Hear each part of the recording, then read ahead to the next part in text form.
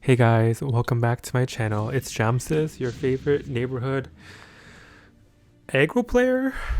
Full-time clown? Hard to say really, but yeah. Today we're going to be playing a few matches of RTA. There's nothing too new or meta-defining that happened recently, so it's just going to be me playing as is. And as always, if you like my content and would like to support me, like, subscribe, leave a hate comment, and whatever, all that self-show stuff. Anyway, in the first match, we're up against Lucinafanboy. I have a small advantage, to be honest, against him because I know that he is a prolific cleaver in the Emperor tier, so I pick my two standard units to give them a false sense of security, and then I slam down two speed contesters. Because what a lot of cleavers do, or like people who play aggressively, is that if you pretend that you're not speed contesting them, they get really comfortable and pick certain picks like Flan or like Flitica that aren't the fastest, and that allows me to contest with my higher speed units. I'm not too particularly scared of Aria and BBK, so I just picked Dilibet as a force ban, and my opponent, as expected, is forced to ban Dilibet. I end up banning Rand because people's Rands, especially if they slam it first, like they're very confident in that speed gear, and just in case, I ban it out. It turns out though that my Acid speed RNG'd my Payra like pretty heavily, considering my Payra is almost 10 to 12 speed faster depending on where the gear is filmed. But anyways, I take out Caesarea just in case it has enough F to debuff Destina, because a lot of Caesarias do go for an effectiveness ring instead of an attack ring nowadays. And yeah, Payra slams down her S2, and then this match is pretty much over. I actually decide to press S2 on Arrowell here, just in case this BBK is Omega damage. So I could have either pressed Destina S3 and cleansed all the debuffs off, or I could push off Arrowell and then stun BBK just to be sure. And I was just thinking that maybe this BBK had too much damage for my Acid to tank, so I just stun BBK just to be safe, because now that we have Escort and this fat barrier, I'm pretty sure Politis S3 won't be able to kill.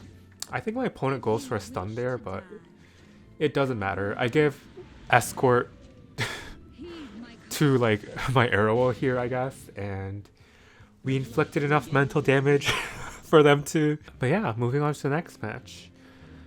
My opponent here does something I don't really like. They pick Stene before I can, which is like rude, but whatever. Like, we'll make it work.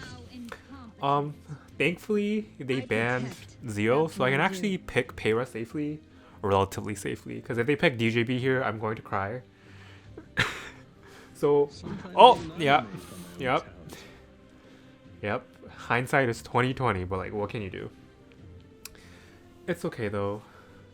Most DJBs aren't built at around 300 speed anymore, so if I pick another bridge unit like Flitica, it should be fine. And it looks like one of those rare games where this newly built unit I have could be pickable. So yeah, I decided to pick it here.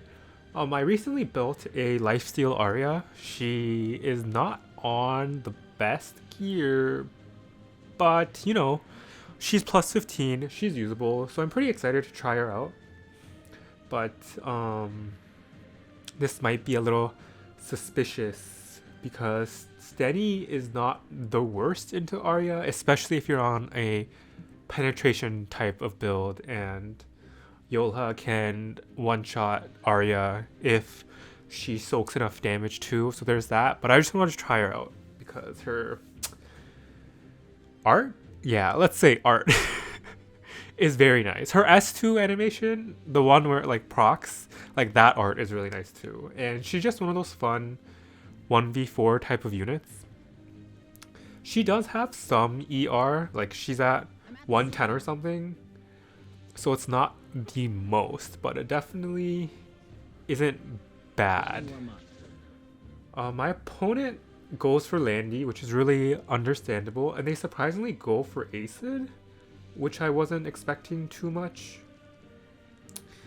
I decide that as DPSs are really weak to Mercedes and end up picking Mercedes, and I'm pretty sure my opponent is going to ban Mercedes, so I go for the safer ban on Landy, though I did want to ban DJB because, like, you know, shield inversion being a bitch and whatever.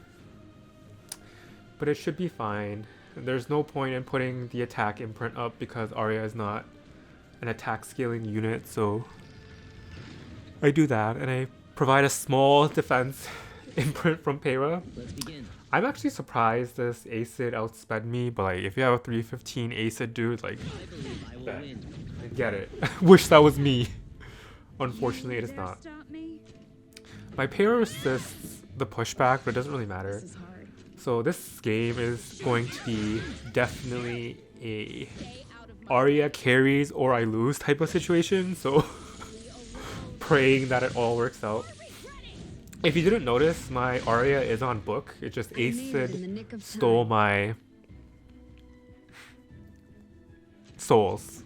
Remove them, sorry. I'm having a brain fart, but yeah. It's because I like to draft a lot of book users like Zio, Stene, Carrot. Someone else has a book? I'm forgetting. But anyway, there's this like really cool tech you can do where if you soul burn Aria twice and then S3, she'll fire off the S2 right away. And that should be good enough to like one-shot most Stenes if you get lucky enough to hit them once. So that was my justification for that. My opponent puts up immunity with DJB. They say they're saving the S2 barrier inversion for either Arias or Arrows, which is like very understandable.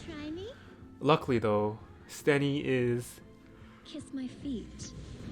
not able to break through my Aria thanks to Escort plus the skill null, and as I mentioned before, my Aria does have some ER, so she's able to resist all these annoying debuffs. And we're about to have a Aria pop off since I would manage to reset the Yoha too. Like, it's this kind of gameplay that I like the most about Banshee. I press S3 here because like I just want Pear to die because she already did her thing. Like, if I was smart, I would have pressed S2 because there was no consequences to pressing S2, but I was just very excited and wanted to see Aria pop off. I'm just saving SCR S3 just in case I have to stun Yolha later, but I don't think the match is going to get there. DJB S2s and Pera dies, but like whatever, she did her job. She discouraged speed contest and that's good enough for me. And we get to see this really, really nice S2 animation.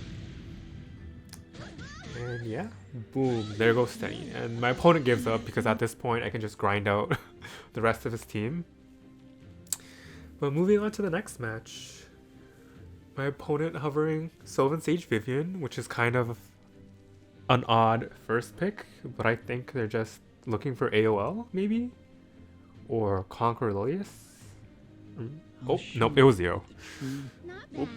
I first pick Stene as is tradition, and then just in case my opponent wants to go something aggressive or cleave oriented, I pick up SCR well here. Ever since the meta became a lot less aggressive thanks to Zero, Stene first pick has become really popular, but it looks like my opponent is just going into, I think this is called Carlian Cleave, where you pick Alots,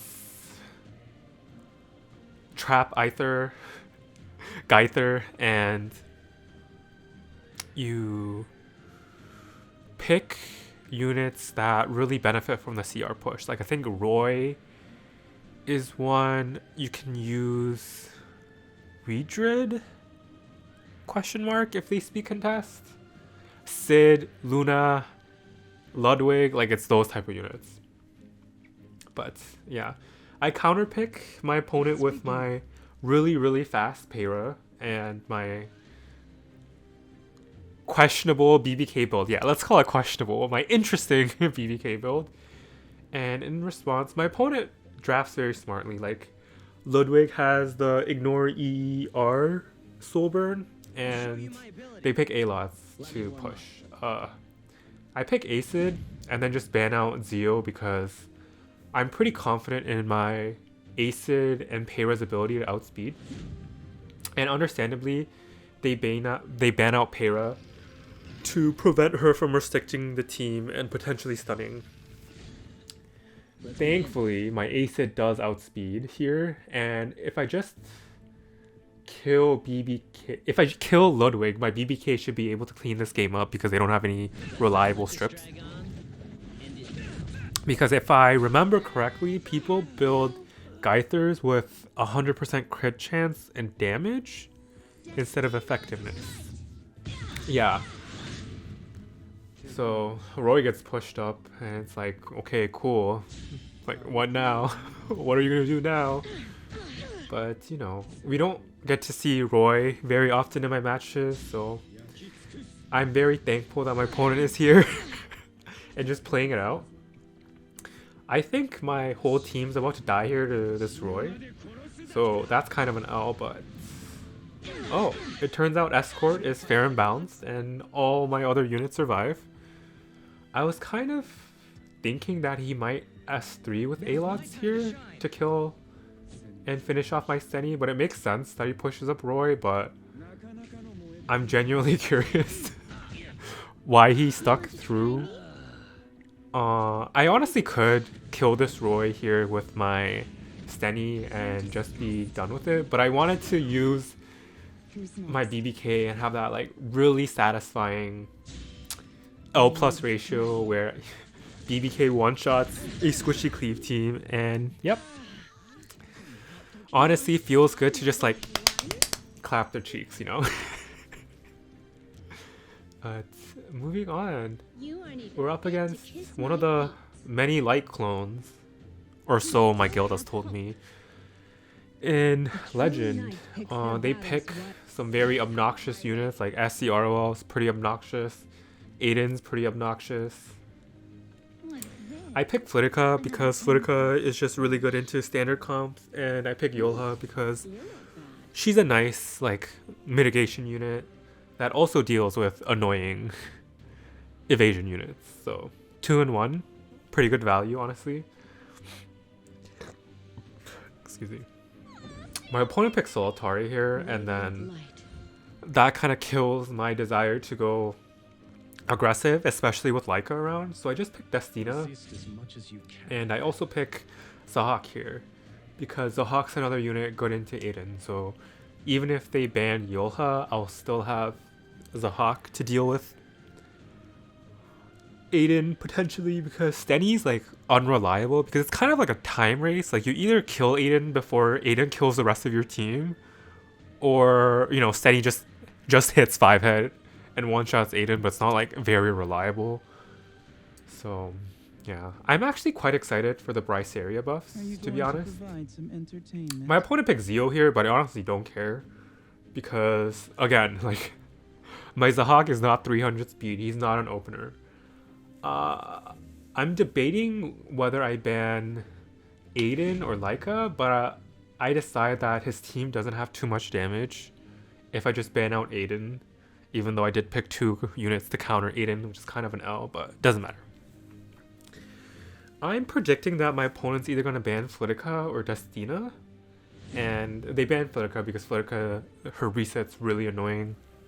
She's in Guiding Light, it's just obnoxious. So, like, very understandable. But yeah, like, Zeo has pretty bad targets overall to S3. Like, you don't want to hit Yolha. Destina's tanky. I guess you can push back Zahak, but then Destina's just going to push her back up. So, like, that was kind of my reasoning behind my picks. Surprisingly, my opponent does go into Yolha though, which is like kind of strange. Yolha does resist it, so I'm thinking that maybe the Zeo was just like an Omega damage build and kind of worried about that. And we'll just have to find out later, but This Solitaria also does crit Yolha for some damage, which is also kind of concerning. But the Solitaria was like weirdly very squishy. Like if I remember correctly, it had like 9k HP, but it also had effectiveness to debuff Yolha. So I was thinking to just like S2 push up Zahak here, but then I took too long to think and the game was like, you're gonna press S3 and you're gonna like it. And I was like, okay, like thanks game, I guess. So even though my Yolha was made very low to one-shot the Zeo, I took too long to think, and unfortunately the game played itself for me, so like rip. Luckily though, it looks like the Zeo is not going to last too many more turns, so there's that. But this match is basically going to be over the second Zeo dies, because then his team doesn't have enough damage to actually kill Stene, but Stene has more than enough damage to rip through the rest of his team. As I was saying though, today's buff patch notes I thought were pretty interesting. I'm most excited about the Briarwitch Iceria. Oh, the Zeo misses a crit here, kind of weird. So maybe he isn't on a damage build, because like my Zahak isn't that tanky. He should be taking some more damage, though I guess the Solitaria is on like a crit build, I guess. Strange. Anyway, Briarwitch Iceria, I'm most excited about that. I think I'm gonna pick her up. I was going to pick up Solitaria because she's really good against like really annoying units that I hate, like what's it?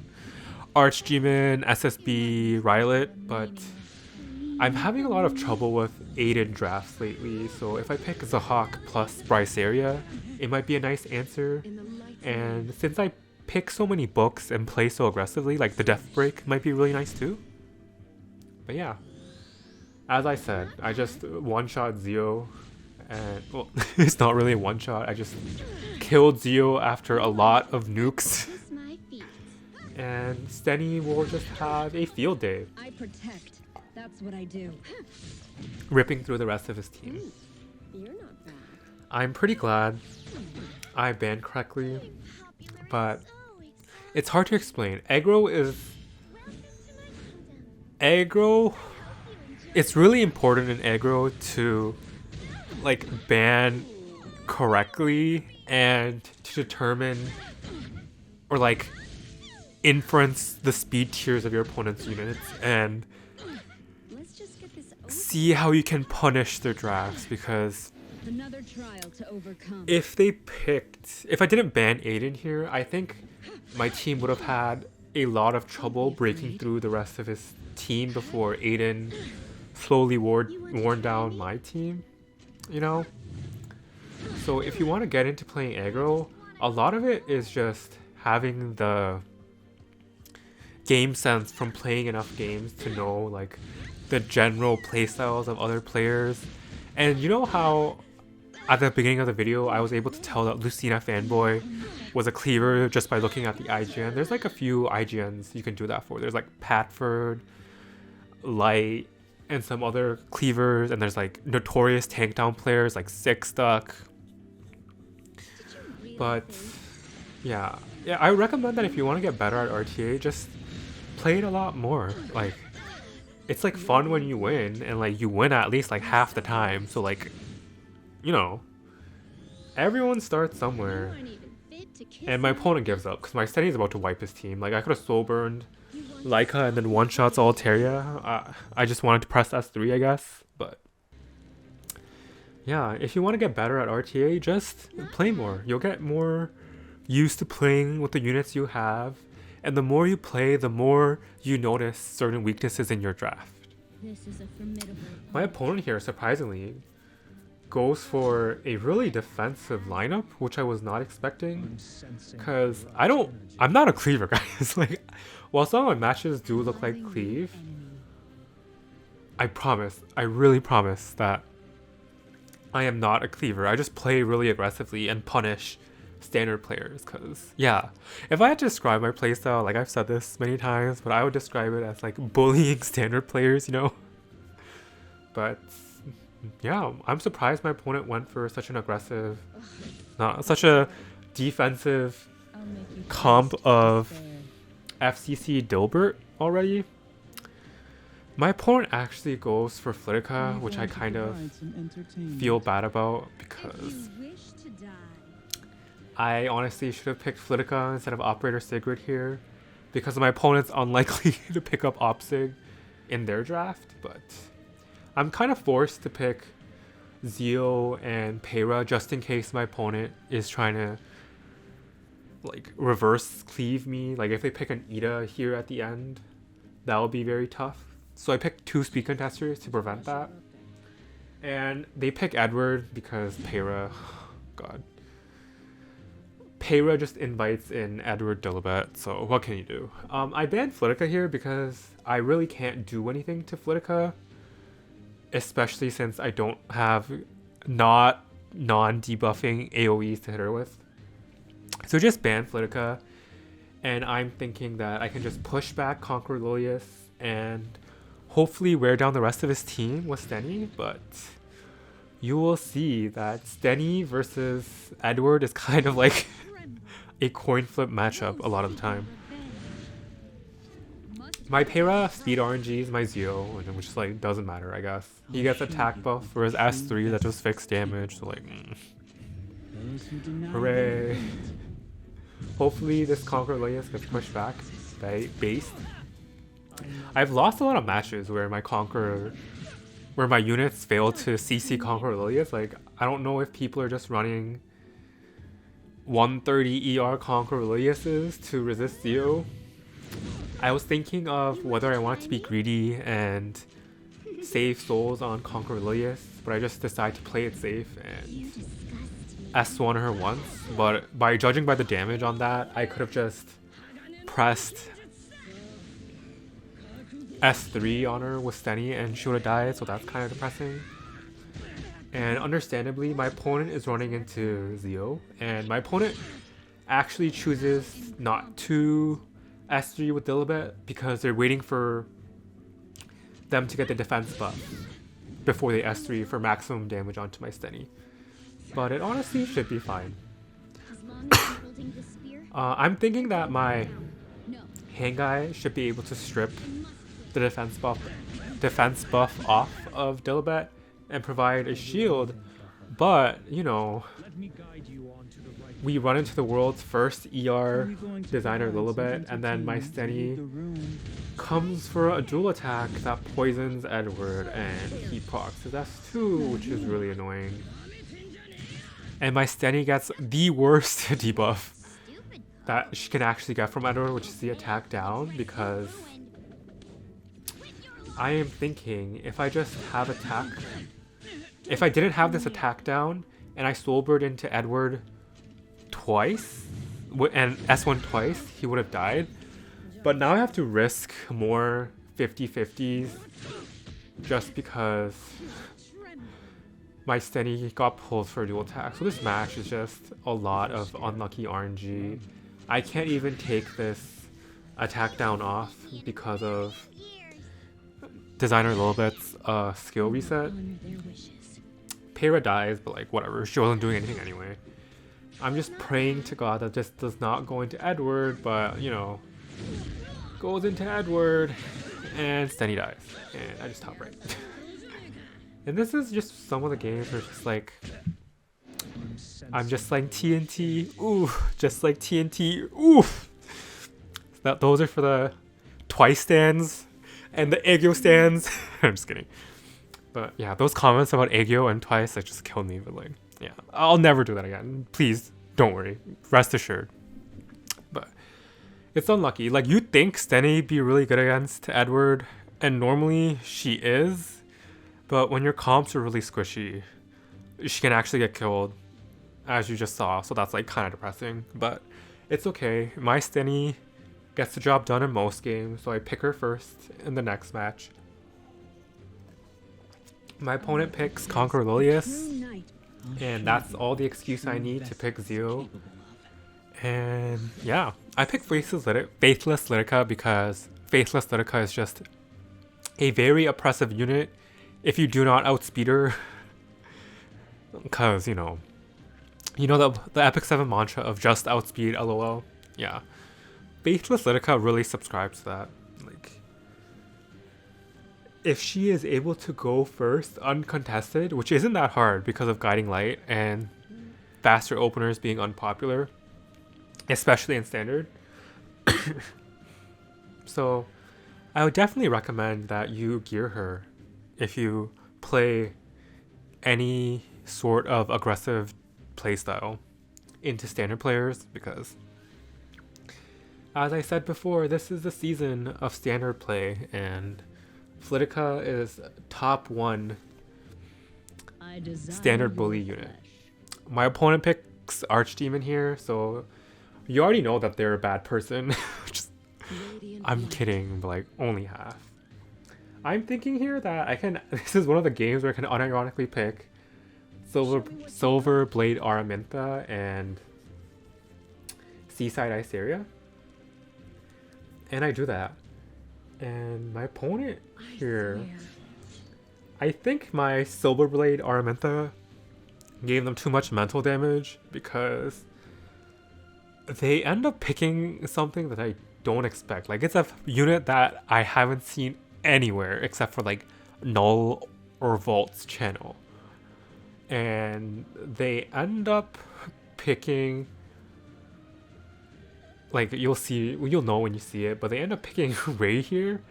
And I was thinking of banning Conqueror Lilius, but then I was like, wait, they only have 1 DPS, and so I just ban Archdemon. And they banned Stene because she's my only reliable DPS, and they just end up quitting because my team eventually would have ground them down in like Frenzy 9. But yeah, I just wanted to show like a really funny clip of like even Legend players make mistakes in their drafts of like picking only 1 DPS units and such. And as always, thanks for watching. And if you want to hear me do more Aegyo things, like leave that in the comments. Like, I showed my friends the comments about the Aegyo the other day, and they just had like such a good time laughing at my expense for like honestly like saying. But yeah, I'll catch you in the next video.